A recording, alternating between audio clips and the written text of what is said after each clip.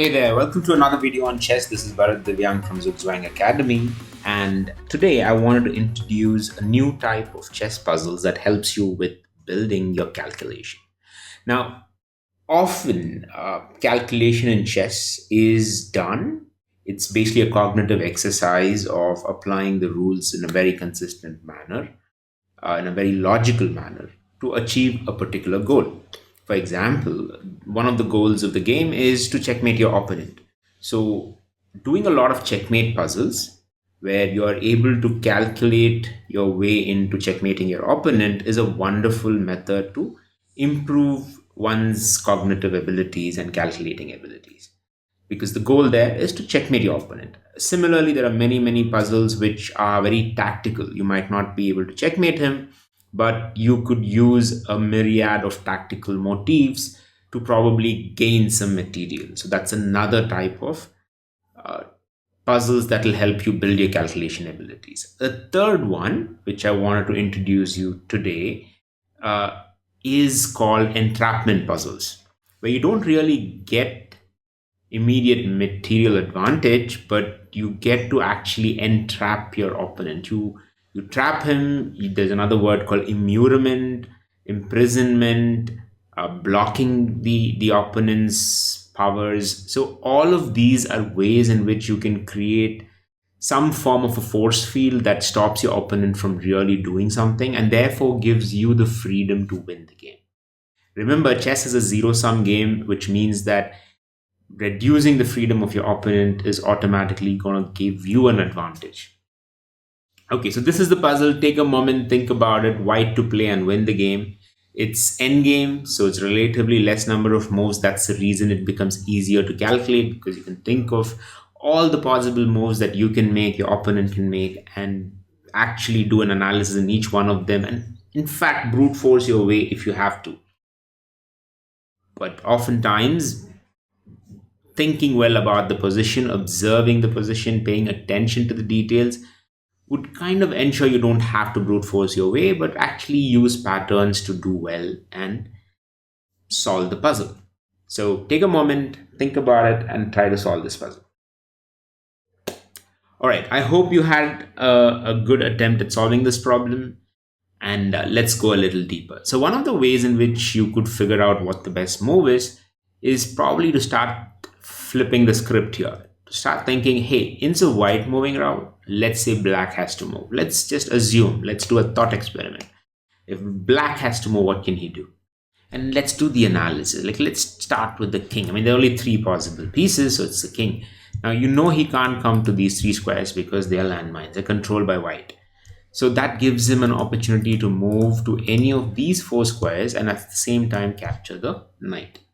Now, obviously, if you think about these five possible moves, king capturing knight is the most likely possible because you're getting a piece right away. But why is that wrong? Because the moment you do that, white starts moving the pawn, a pawn that cannot be stopped by the king. The king is outside the rule of squares, so he's out of that, he can't do it. And the bishop is too far to be able to come in time to control the a7 square. And that's the reason the king won't capture the knight even though he could. So that same logic applies even to these two squares because you're outside the rule of square. This is a very interesting square. Let's say the king moves to d5. While he's still within the square, the moment the white pawn starts moving, he has to move diagonal, but unfortunately he can't thanks to the knight controlling it. So what's left here is just this, the king moving here. And just take a moment and think what kind of tactic you can apply here. And the answer is a fork. The knight would just start giving a check and capture the bishop and therefore maybe win the game. So even if the black king then moves and captures the a pawn, the f pawn is all free. The king can capture the black h pawn and eventually this pawn, the f pawn, is going to promote and win.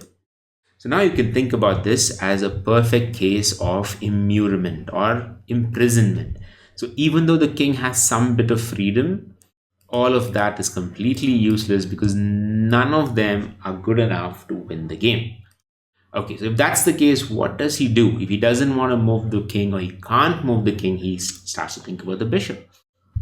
Now, bishop here has two squares on the short diagonal and a total of 5 squares that he can move to in the long diagonal. Now you can outright cancel some of them. For example, here, this would just mean that pawn captures the bishop, knight is supported, and pretty much white wins the game after that, right? Now you start seeing there's a certain pattern to this. For example, if he moves to any of these 2 squares in the long diagonal, the short diagonal, you immediately know that there is a possible fork.